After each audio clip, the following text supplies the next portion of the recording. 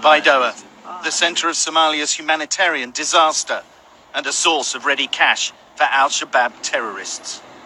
First of all, we need to talk to the guy who knows most about the financing. Okay. Yeah? Okay, fine.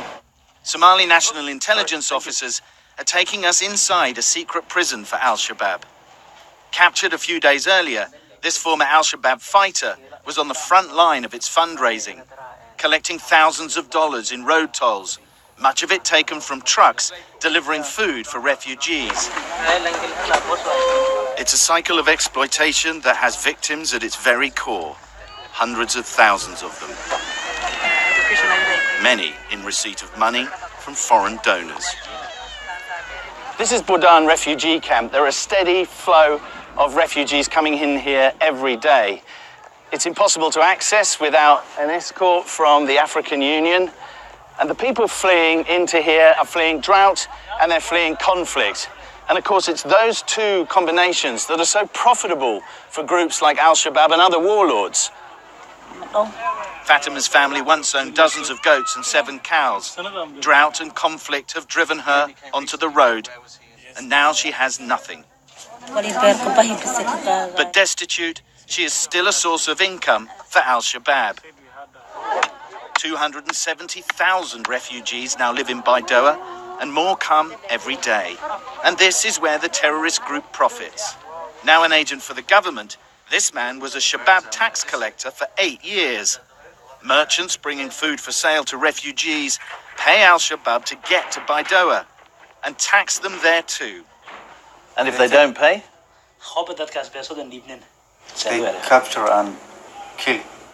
He told me that al-Shabaab made about $3 on every bag of rice delivered to Baidoa. So this doesn't work?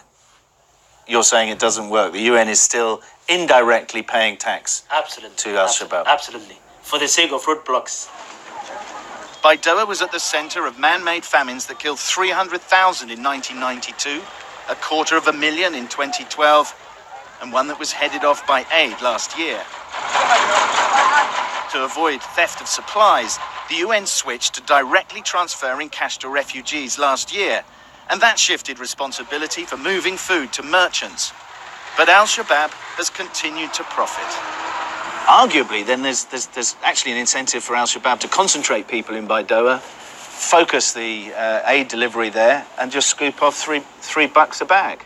I think that's probably right. And the thing is, how do you mitigate and manage those kind of problems? And what is the alternative? The UN estimates that a single al-Shabaab roadblock along this Mogadishu to Baidoa route generates $5,000 a day for the terrorist group. The country's roads have become al-Shabaab's financial blood supply.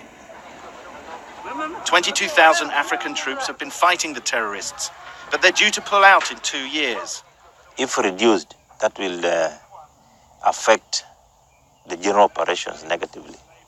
They will leave a vacuum that al-Shabaab could step into. Absolutely. It will leave a vacuum.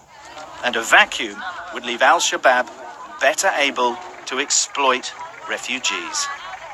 Sam Kiley, CNN, Baidoa.